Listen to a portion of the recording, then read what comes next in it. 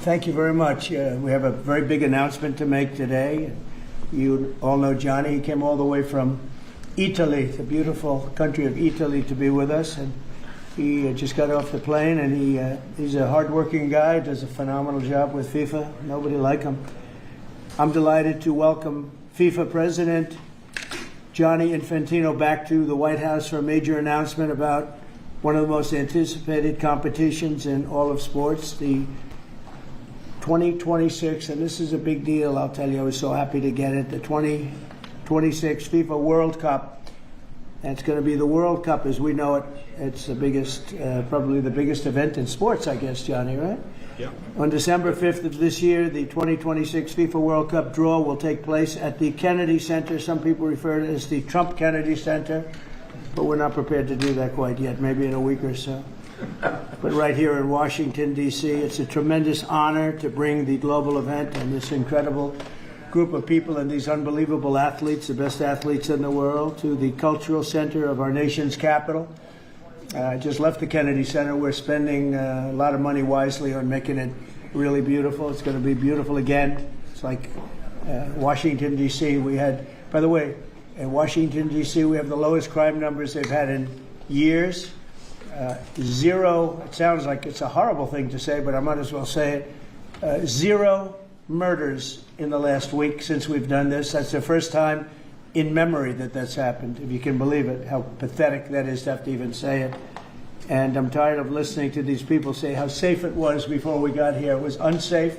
It was horrible. And Mayor Bowser better get her act straight or she won't be mayor very long, because we'll take it over with the federal government, run it like it's supposed to be run. The numbers were horrible. There was a crime-infested rat hole, and they do have a lot of rats. We're getting rid of them too. And we've made a lot of progress, and it was extremely unsafe, and now it's extremely safe. We had virtually no crime. The number was down 87%, and I'm trying to figure out where was the 13%, because I don't think it existed.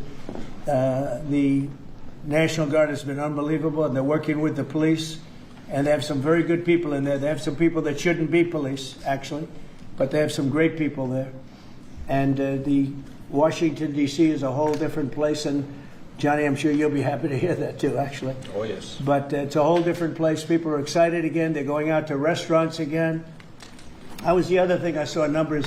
That restaurant business is down in the last week. No. Restaurant business, you can't get into a restaurant. Just really lying people. And that's why people don't understand how bad and how dishonest the press is. I saw one poll that had us at 19% favorable on what we're doing with Washington. Then I saw another one that has us 94% favorable. And I can tell you the 94% is correct. The others are fake, just fake news. They got to get their act together. So bad for our country, so sick, actually. So Washington, D.C. is really doing unbelievably well. And the Kennedy Center that we're fixing, I was just there all morning with contractors. We're making it unbelievable. It's going to be unbelievable. It's got great bones, but it needs a lot of work. The World Cup draw will set up the group stage of competition. 48 teams will play in 104 games across 16 North American cities, from Seattle to Vancouver to Atlanta to Miami. It's going to be so exciting for our country. The 2026 FIFA World Cup will be one of the largest and most complex events. This will be one of the greatest events, one of the largest. In a way, it's like Johnny said it better. It's like having many Super Bowls in a short period of time. Because each one of these games essentially is a Super Bowl. Some of them are bigger than Super Bowls, actually. But they're essentially, each one of these games is like a Super Bowl. The 2026 FIFA World Cup will be the largest, most complex set of events in sports history. And the Kennedy Center will give it a phenomenal kickoff, and we'll be involved, and they'll be working over there for quite a bit of time. We have it all set that they can stay there for the big events, the big press conferences and everything else. And they'll be in a very safe capital. That will be nice. You don't have to worry about walking down the street, Johnny, okay? Thank you. But you could handle yourself. I could. Okay. Already FIFA is projecting 6 million loyal fans will attend the World Cup events next year, and 6 billion more are going to be watching back home, and they think the $6 billion number is going to be actually a low number. And this will drive more than $30 billion into the U.S. economy and create 185,000 American jobs in a short period of time, too. No sporting event attracts more attention, more fans, more viewers, or more revenue than the FIFA World Cup. And again, I'll just say it's the World Cup, and it's the biggest thing there is in sports, and we have it. And I got it in my first administration, and I was really somewhat devastated, as devastated as I can be. I don't have time to get too devastated. I was very happy that today, as you saw, the group that does this, a government group, radical left group, announced that Trump was right, took in $4 trillion worth of tariffs, that the $4 trillion are going to reduce the deficit by numbers far greater than they ever expected or heard of. And by the way, the stock market went up 1,000 points. That was as of 10 minutes ago. I can't tell you what happened. A lot of things happened. But the stock market's up almost 1,000 points. And it's basically on the news that the release that just came out from government that the tariffs that everybody was talking about, that the whole world respects us for because of what we did. The tariffs are going to be at $4 trillion. They're going to reduce the deficit by $4 trillion, Mr. Vice President. Pretty good, sir. Too bad it's not 5, right? That's right. It's had a huge impact, and the stock market is way up.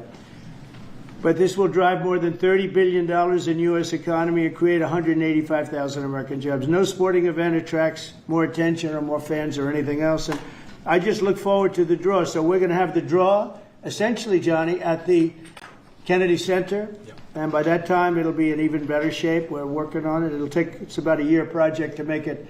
It'll be great. It'll be fantastic. You see the way this is looking? Look, nice. I can't tell you how much that gold costs. A lot of money.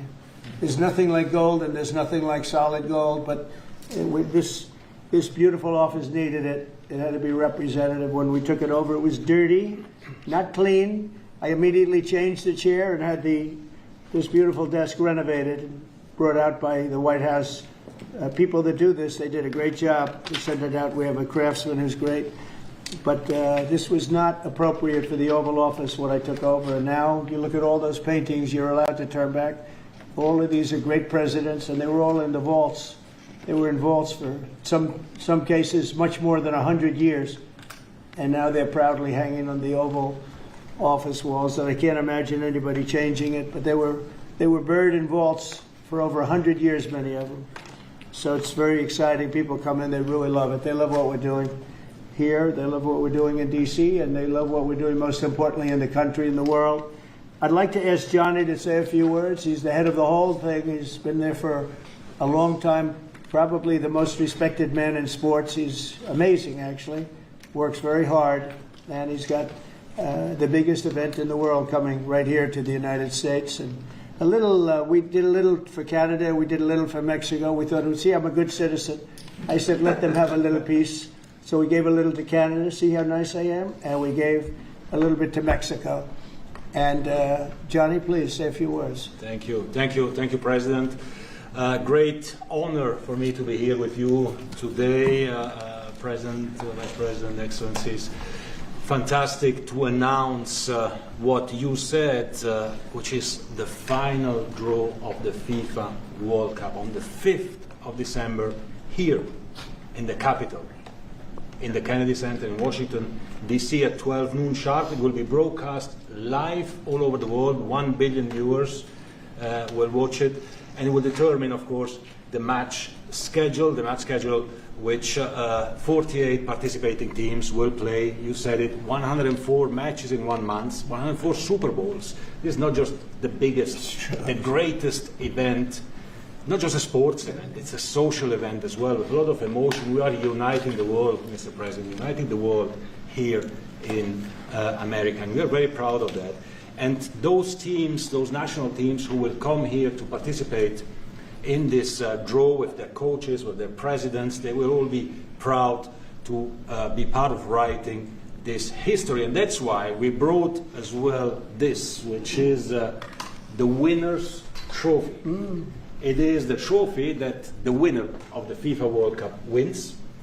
Only the FIFA president, presidents of countries, and then those who win can touch it, because it's for winners only. And since you are a winner, of course, you can as well touch it. It's pretty heavy. Yeah. It's the winner trophy. The last one who lifted that is Leo Messi. Lionel Messi of Argentina, and here it is in the Oval Office in the White House. Can I keep it? For you? Well, you can keep We're not it giving until the it World Cup. back. We're not giving it back. That's serious. Oh, It fits well. that goes very well on the wall right over there. We'll put it right below the angels. It fits well here. That's I think. beautiful. Yeah, You can that's, keep it until we have to give it to the next winner. That's fine. That's a beautiful piece of gold, I will say. That's beautiful. Yeah. So 6 billion viewers for the World Cup, 6 million coming to the matches, 30 billion economic impact, 185,000 jobs. This will be absolutely fantastic. The biggest event ever, and everything will start here in Washington D.C. at the Kennedy Center, or the Trump Kennedy Center. We'll see that how it will be called on the 5th of September at noon sharp. 5th of December, noon sharp. Then, if I may, Will they Mr. be President, doing most of the draws, all of the draws at the Kennedy? How are you going to do that? Yes, we'll do that at the Kennedy Center. We'll do all the other meetings around it with the coaches, with the broadcasters, with That's the great. sponsors, everything at the Kennedy Center. The whole You'll be very World happy. Cup starts, and everyone will be happy Yeah. because everyone has qualified for the World Cup, and they didn't yet play a game, so they didn't lose yet a game. So they all think they can become world champion, right? They'll all be happy. Exactly. Now, By the way, an example, supposing we had a week ago when everybody was being killed and mugged and everything else, despite the phony numbers that were given out, that it was getting better. Brian, do you believe it was getting better or getting worse? Oh, the crime was getting worse. I mean, I was robbed. It was getting They way went worse. after you. How did the other guy come out? He came out with my briefcase. Came out with you. Yeah. So, Robert 1, Brian 0. No, but can you imagine you do this and then you start hearing that they had a 20-year reduction of crime. It was worse during the Biden administration than anybody's ever imagined possible. And I guarantee you he wouldn't be here if those numbers continued. But now we have total safety, we have total security. And for the border, in 3 months, 0 people. These are done by liberal people that do these charts. 0 people came through our border in the last 90 days. Can you believe it? 0. Last year we had millions of people coming in. And they came in from the wrong locations. They came in a lot of people that shouldn't be here. So now when we have this event in December, it's going to be very safe. Johnny, you can walk down the street with your beautiful wife. yeah. You can take her to dinner if you can get a reservation, which I doubt. But they're all full, the restaurants. I know. They're all full. I heard that too. The restaurants aren't. The restaurants, since we are doing this, are doing great. And many new restaurants are going to open because, as you know, many closed. Many restaurants closed because the crime was so bad. This will be one of the safest places anywhere on earth. So, you know, I really am honored that the National Guard has done such an incredible job working with the police. And we haven't had to bring in the regular military, which we're willing to do if we have to. And after we do this, we'll go to another location and we'll make it safe also. We're going to make our country very safe. We're going to make our cities very, very safe. Chicago's a mess. You have an incompetent mayor, grossly incompetent. And we'll straighten that one out probably next. That'll be our next one after this. And it won't even be tough. And the people in Chicago, Mr. Vice President, are screaming for us to come. They're wearing red hats, just like this one. But they're wearing red hats. African-American ladies, beautiful ladies, are saying, please, President Trump, come to Chicago. Please. I did great with the black vote, as you know, and they want something to happen. So I think Chicago will be our next, and then we'll help with New York. We're going to help with, and I think a lot of these people that you see on television, they're including the people in this audience. They'll say bad things about me, and then they'll say, "Thank God he's here," because half of them got mugged, and they don't want to get mugged again. But they work for they work for stupid people that are radical left. And they're made to do things and say things that they don't want to be saying.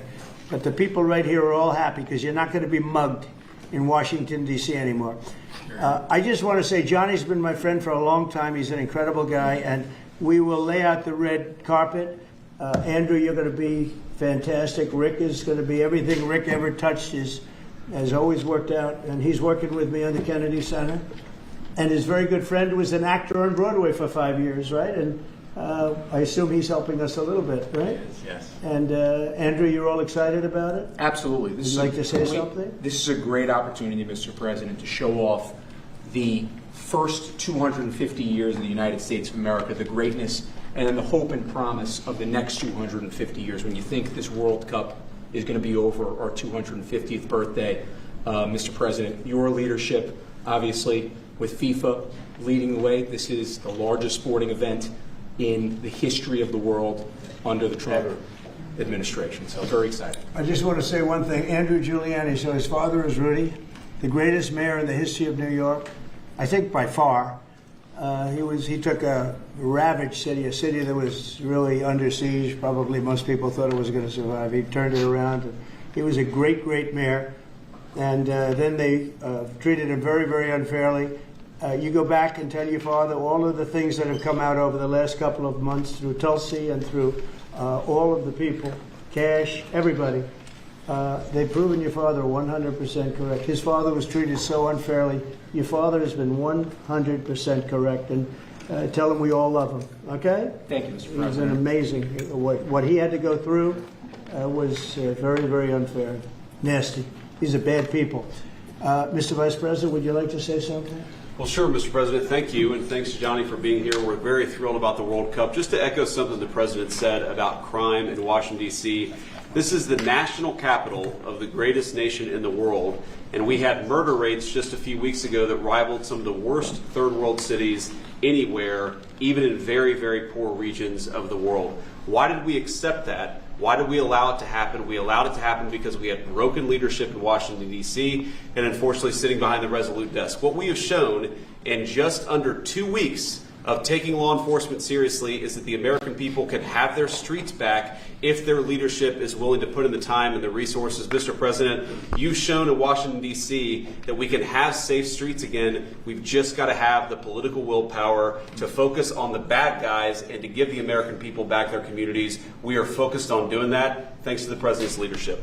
Thank you. And that's a really very small percentage. It's 2%, 3%, but that 2% and 3% wreaks just havoc throughout a community. People are petrified, and I notice a couple of the women in the back are shaking their head, yes, yes, yes. I won't report who you are because you'll end up losing your jobs, but it's true. It's amazing, and the police, and you look at the D.C. National Guard. I saw pictures of them last night getting off vans and all. And I saw some bad ones running, but they're not running so much anymore. They're not there. They're just not even. They're not even trying. You're totally safe. Now there'll be something happening sometime. I don't know. Maybe it won't be for a long time. But this was every night would get reports of people being mugged and killed. There's one woman on television last night. She had a badly busted up nose, and she said, "Well, I like our streets the way they used to be," and she thinks it's going to happen like by doing nothing. And they say, "What happened to your nose?" She got slugged by a guy walking down the street. Slugged. Her nose will never be the same, I guarantee you, unless it takes a pretty good turn. She wasn't really for us. But she sort of said, well, maybe something has to happen. Before this happened to me, she got whacked. And I don't think she'll ever be the same.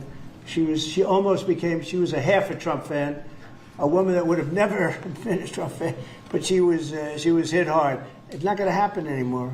Not going to happen anymore. But then we're going to beautify the city too. That's where I was today at Kennedy Center. And we're going to beautify the city like it has it. And we're working with Clark Construction, the biggest construction company in Chicago, and in Chicago and Washington.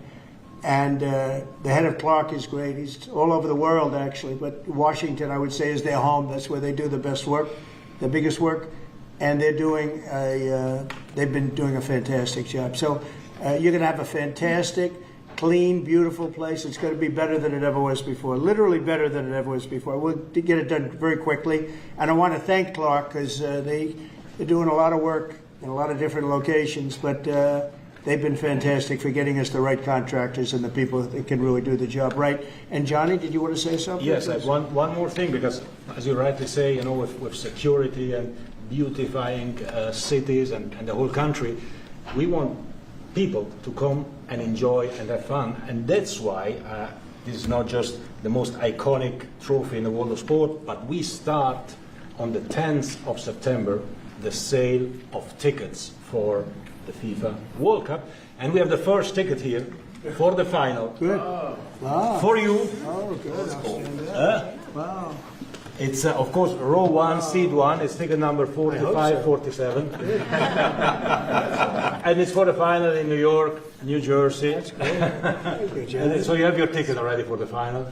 All the others, 10th of September, start getting your tickets. That's beautiful. Yeah. 6.5, 7 million tickets. Fans will enjoy. Will You enjoy do the records. security here.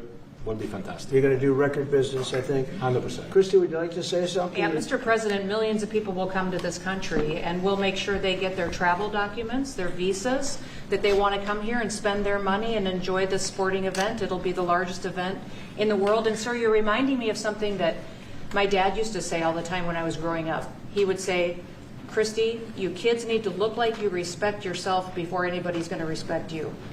And in this country, when people look at our streets, when they look at our capital, you're bringing respect back to this city. And people will respect our country more because it's safe, it's clean, it's beautiful. And what you're doing is transforming this nation by making sure that our laws are upheld. And millions of people are going to come and be able to enjoy it next year, and I'm excited about that. Thank you for doing that. Well, our country is respected again. And a year ago, we had a dead country. I'm telling you, it was a dead country. It was a country that had lost its way. It was a country that was going to fail. Look, even today, where they say $4 trillion in reductions of deficits, and this was totally unexpected. They didn't expect. I mean, I don't know where they've been, the people that do this stuff, but it's terrible. I want to thank Christy for another reason. I said to her 2 weeks ago, I said, Christy, do me a favor. I built hundreds of miles of wall. I built the same wall that the Border Patrol asked me to build.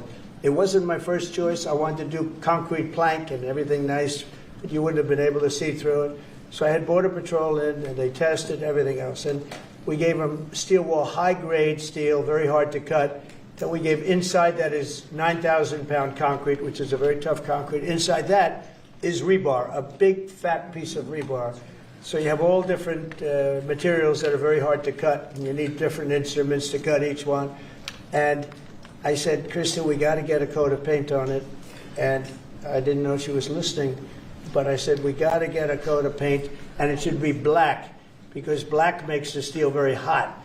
It's untouchable. You could fry an egg on it.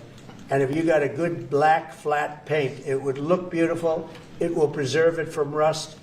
And that was it. And I gave it to her along with 30 other things, and she's done such a good job on the border with Tom Homan and the group. Tom Homan's a fantastic guy, what the job he does, and the way they work together. So I turned on last night and I see Christie's painting the wall. And it looked beautiful, by the way, when that paint went over there. And it's hot. It's hot. Yes, it is. It's hot. If it's white, it's not hot. If it's black, it's going to be very hard to climb that sucker. It's not going to be easy. But it's black and a high quality black. You know, it really looked good. Yeah, we got Is the that going to paint be you a told us two-coat to. job or a one No, coat? just one coat. One coat. We Good. used the paint you told me to buy. Yep. The Yep. two-coat will take place in 3 years from now, right? We'll do the second coat. But it looks beautiful. But thank you very much. I didn't know you were listening to that, Absolutely. because I'm we always talked about 7 different subjects, and all of a sudden I see her out there painting with a lot of painters and everything else. But it was a beautiful thing to say. Yeah. Would you like to say something? You've been such a big part of this. Please. Well, just, Mr. President, we're delighted to be here today for this announcement, but we're also looking forward to having you at the final Oh, yes. on July Oh, yes. 19th No, we'll be in New there. York, New We're Jersey. going to be there. A lot of people are going to be there. A lot of people. I'd like to thank you all. Do you have any questions on FIFA, first of all? It's going to be a big event at the KA Center. Do you intend to take part in it? Will you have a part to play on December 5th? I may play. Hosting, I mean, I see the money that these soccer players, we call it soccer, but I see the money that these soccer players are making. I may try and play. I'm a very good athlete. My son is a very good athlete, and he's a good soccer player. He's on the tall side for soccer. He's 6'9". That's pretty tall. But That's pretty it's tall. on the tall side. That's good. It's on the tall side, but he's good. But no, I may put on shorts. I look extremely good in shorts and join the play.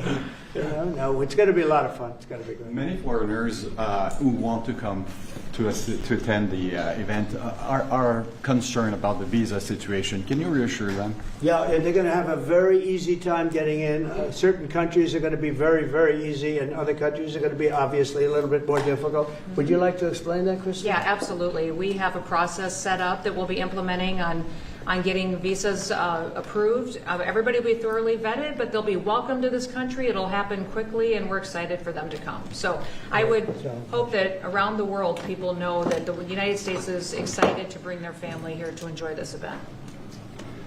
America welcomes the world. Yes. And I can really, from the collaboration that we have, testify for that, absolutely. Thank you. And I was just sent a picture from somebody that wants to be there very badly. He's been very respectful of me and of our country, but not so respectful of others. But he'll, I'm going to sign this for him, but I was sent one, and I thought you'd all like to see it. That's a man named Vladimir Putin, who I believe will be coming, depending on what happens. He may be coming, and he may not, depending on what happens. We have a lot of things happening over the next couple of weeks. So, but I thought it was a nice picture of him. Okay of me, but nice of him. So that was very nice that it was sent to me. Okay? Mr. President. On that subject, have you talked to Vladimir Putin about the fact that yesterday a big U.S. factory was hit in a Russian airstrike in Ukraine? What's your reaction to I that? told him I'm not happy about it.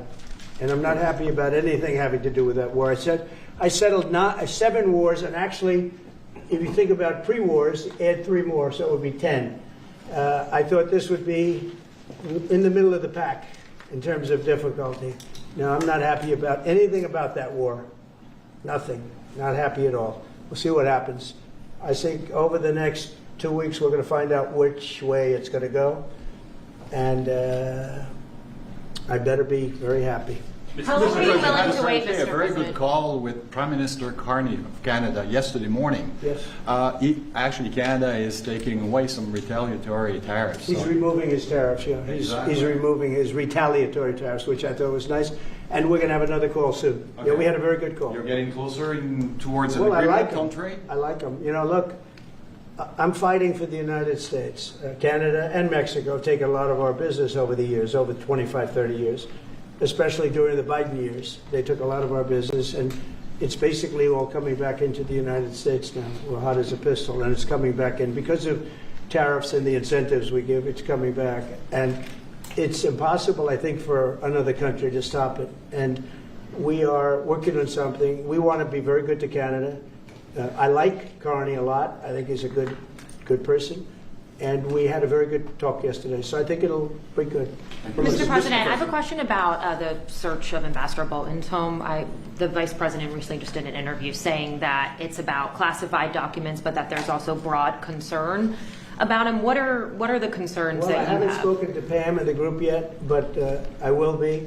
I saw that just like everybody else. I try and stay out of that stuff. I'm allowed to be, and I'm chief law enforcement officer, believe it or not. You know, I don't like to go around saying that, but I am. That's the position. But I purposely don't want to really get involved in it. I'm not a fan of John Bolton. I thought he was a sleazebag, actually. And he suffers major Trump derangement syndrome, but so do a lot of people, and they're not being affected by anything we do. I don't know anything about it. I just saw that. I'll find out about it.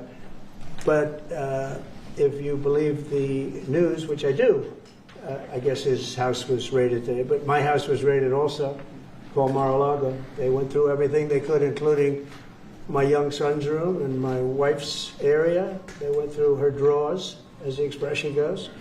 They went through everything you can imagine. And when she came back, she said, she's very neat, you know, she's meticulous. And she looked and she said, whoa, this wasn't the way that she had it. So, you know, so I know the feeling. It's not a good feeling. Thank you.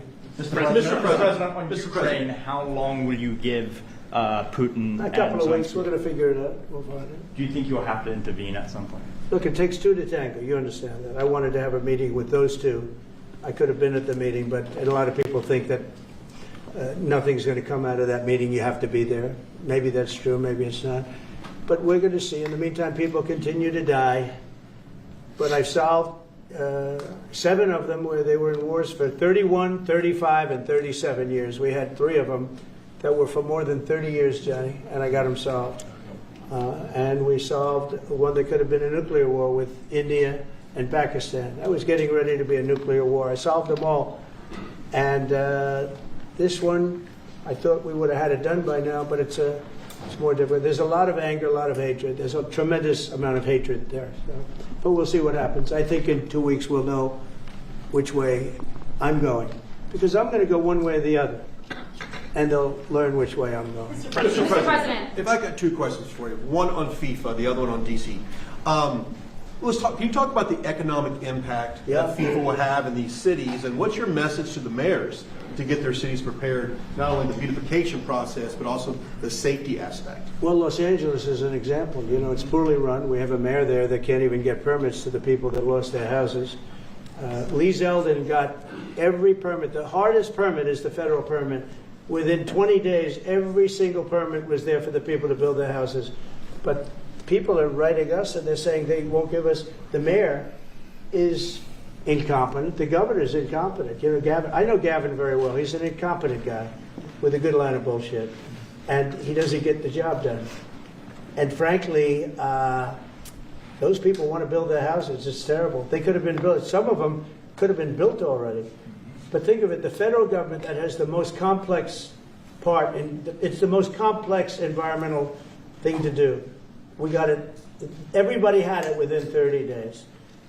And they're not even close to getting their permits. And now they're talking about taking some of those sites and building low-income housing on them. These are high-end neighborhoods. And I'm all for low-income housing. I built a lot of low-income housing. I know all about 236. I know every program that there is in the government. I used every one of them. I know more about low-income housing than probably almost anybody. And it's great. It's fine. It's wonderful. But you don't build it in Pacific Palisades. You don't build it there. And you don't build it in the other areas that burned down. So they're talking about putting up low-income housing. And you talk about riots. They're going to have riots if that happens because you're taking the people's property away. They want to build their houses, and they're unable to get permits from the mayor and from the governor. And that's a terrible thing.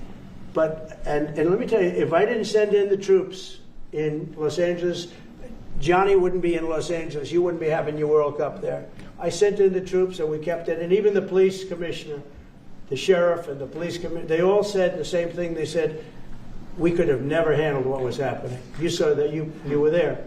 He said we could have never handled what was happening. And then you hear Gavin Newsom. After it's all quelled, you hear Newsom get up and say, we could have done this for ourselves. No, they couldn't have.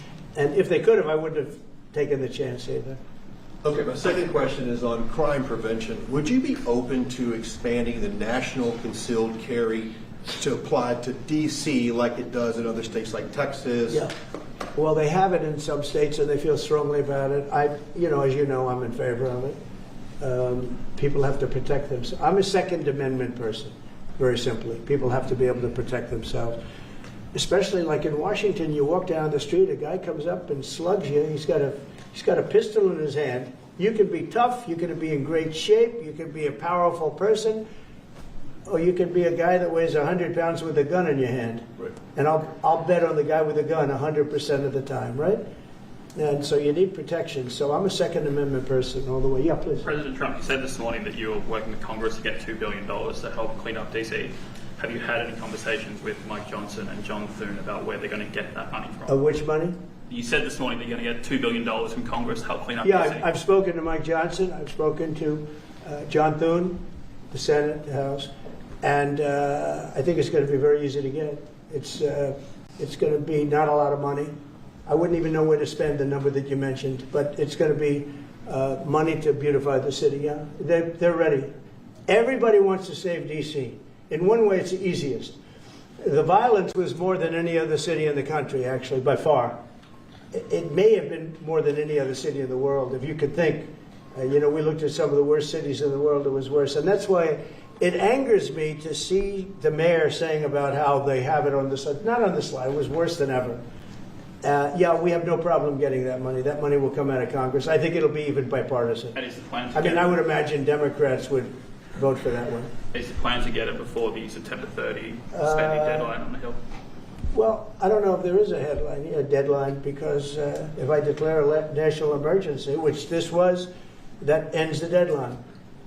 So, I mean, I keep seeing about a 30-day deadline, of which we have 22 days left or something. But if I think we're in great shape here, that's one thing. But if I don't, I'm going to just say it's a national emergency. And if I have a national emergency, I can keep the troops here as long as I want. If people are not going to want to have the troops, and 30 days, you know, it's one thing to get them out. It's another thing to keep them out for a long period of time.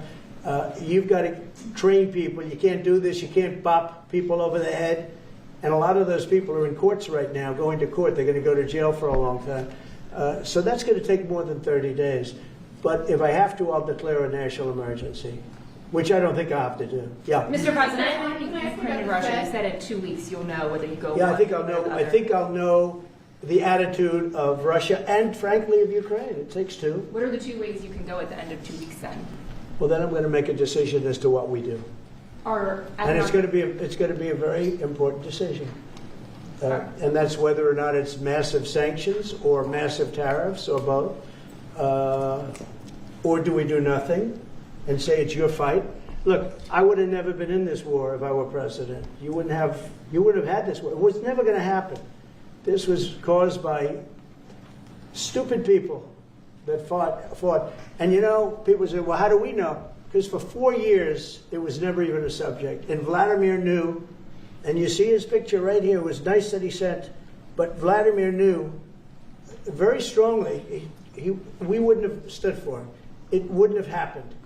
100% wouldn't have happened, but it did happen. And now they're losing from 5 to 7 young kids. Think of it, you're a parent and your son is leaving. He's Russian or he's Ukrainian. And he's leaving and they're waving goodbye. Nice, beautiful kid. Nice crew cut, all set. He wants to be a soldier. And he goes there the first week, he has his head blown off. And he's no different than you people, me. And it doesn't matter where. I mean, I solved a problem in the Congo that was vicious. Rwanda and the Congo, the Republic of the Congo. And they were fighting for 31 years, and it was machetes. People were getting their heads chopped off. That was going on for 31 years. I got it solved. You saw it. They came to the White House, we signed an agreement. It was amazing. People can't believe we got it done. I love to stop killing. I really do. People thought it would be just the opposite. Hillary Clinton said, oh, he'll get us into a war. No, I'm getting everybody else out of wars. Are you saying there's a real possibility then that you do nothing if Putin doesn't come to the table for a ceasefire? I'll see whose fault it is. If there are reasons why, I'll understand that. I know exactly what I'm doing. We're going to see whether or not they have a meeting. That'll be interesting to see. And if they don't, why didn't they have a meeting? Because I told them to have a meeting.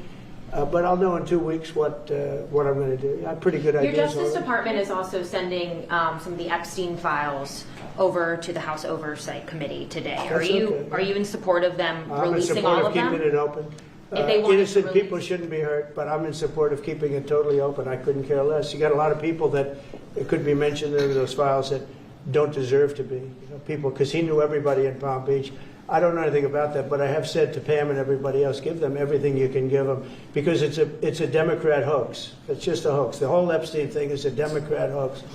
So we had the greatest 6 months, 7 months in the history of the presidency, and the Democrats don't know what to do, so they keep bringing up that stuff. But it affected them. Bill Clinton was on his plane and went to the island supposedly 28 times. I don't want to bring that up, frankly. You have Larry, whatever his name is, Summers, the head of Harvard, who was Jeffrey Epstein's best friend. Nobody ever talks about that. I mean, but I don't want to hurt Larry Summers, but he was best friends with Jeffrey Epstein. No, this is a Democratic hoax to try and get the significance of what we've done over the past 7 months. Nobody's ever seen anything like it. They say it's #1 in history. What we've done, including stopping 7 wars. I mean, just include that. And now you look at the stock market today. It's way up to start off with from where I took it. And this market was going to crash. If Joe Biden or Kamala were president, this market we would have had a crash like in 1929. You're not going to have that. It's only a question of how high is it going to go. You know, I had the strongest economy in the history of our country.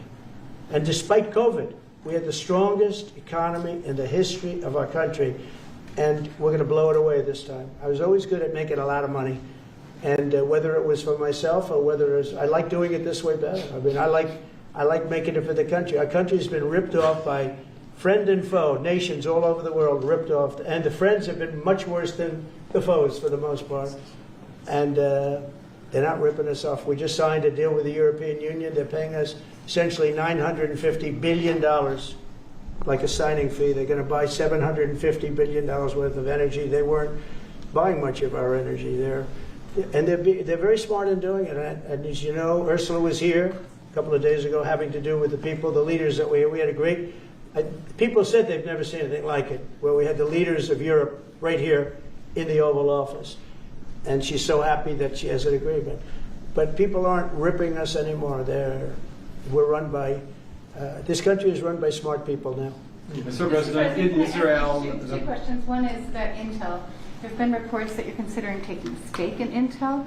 Can you tell us about the 10%? About the 10%. Yeah, I met a man. He was a very nice man, and I called for his removal because I saw something by a man named Tom Cotton, a senator from Arkansas. He's a great guy, friend of mine, supporter of mine, big supporter. I'm a supporter of his too. And he wrote a pretty nasty story about the head of Intel. And I said, well, if that's right, he should resign. And he came in, he saw me, we talked for a while. I liked him a lot. I thought he was very good. I thought he was somewhat a victim, but, you know, nobody's a total victim, I guess. And I said, you know what? I think the United States should be given 10% of Intel. And he said, I would consider that. I said, well, I'd like you to do that because Intel has been left behind, as you know, compared to Jensen and some of our friends, NVIDIA, some of the people, and the people in, because Intel should have never been. Intel was the biggest, most powerful chip company in the world. And then they started leaving. And they started going to foreign countries, in particular Taiwan. And if we had a president that would have said, okay, you can go to Taiwan, but we're going to put a 100% tariff or a 200 or 300 or a 500% tariff, anybody that sells into the United States has to pay. They wouldn't have left. They would have never left, and we wouldn't have. So in the meantime, we had people that were, in some cases, good politicians that weren't good on trade. I loved that man, but he was not good on trade. I totally disagreed. He allowed the car industry to be taken out of this country. We lost 50% of our car industry. But that's all coming back. It's all coming back. But if somebody would have said that with Intel, would be a giant right now. Now, with that, they've had some bad management over the years, and they got lost. And I said, I think you should pay us 10% of your company. And they said, yes. That's about $10 billion. I don't get it. This comes to the United States of America. And I said, I think it would be good having the United States as your partner. He agreed. And they've agreed to do it. And I think it's a great deal for them. And I think it's a great deal. He walked in wanting to keep his job, and he ended up giving us $10 billion for the United States. So we picked up $10 billion. And we do a lot of deals like that. I'll do more of them. If somebody has, like we have restrictive covenants with Jensen. We have, it's NVIDIA. And to unrestrict the covenant, nothing to do with losing our powers or military or anything, because that I wouldn't do. But there are things you can do that don't affect us, that actually help us. And if we're going to give somebody a restricted covenant, we have a strong restrictive covenant on certain industries. And I will absolutely give somebody a opening on to do a lot of business, which is good for us, as long as it doesn't hurt us in a security or military way. And if I do that, I think the country should be paid, because anybody else, I have it in real estate where I'll have a deal with somebody and I'll have them restrictive covenant. Then they'll come back and they'll say, I'd love to be able to build over here, but I'm not allowed to because you have me covered, you have me restricted. I say, I'll let you build over there, but pay me a lot of money. No different.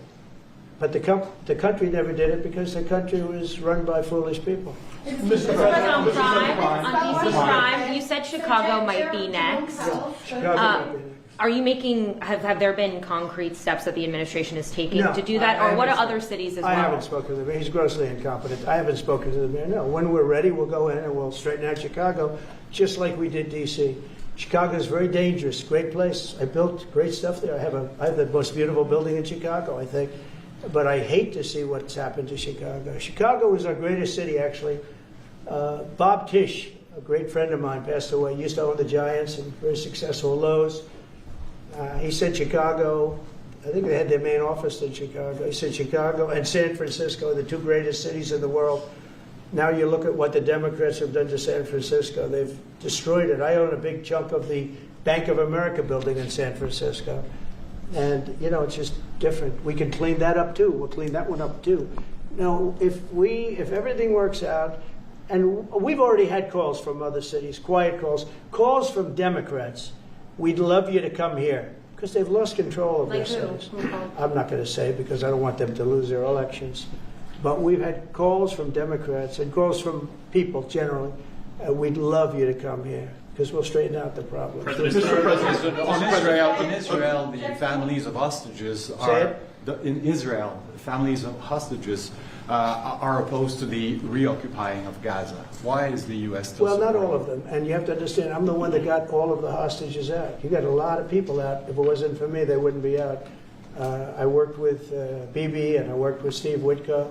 But if it wasn't for me, you would have all these hostages would most likely be dead right now, every one of them. So they all come up here. They come in groups of 10, 12, 13, and many of them, and I've gotten to know a lot of them. They're great people. What they had to go through is incredible. But so now they have 20, but the 20 is actually probably not 20 because a couple maybe aren't around any longer.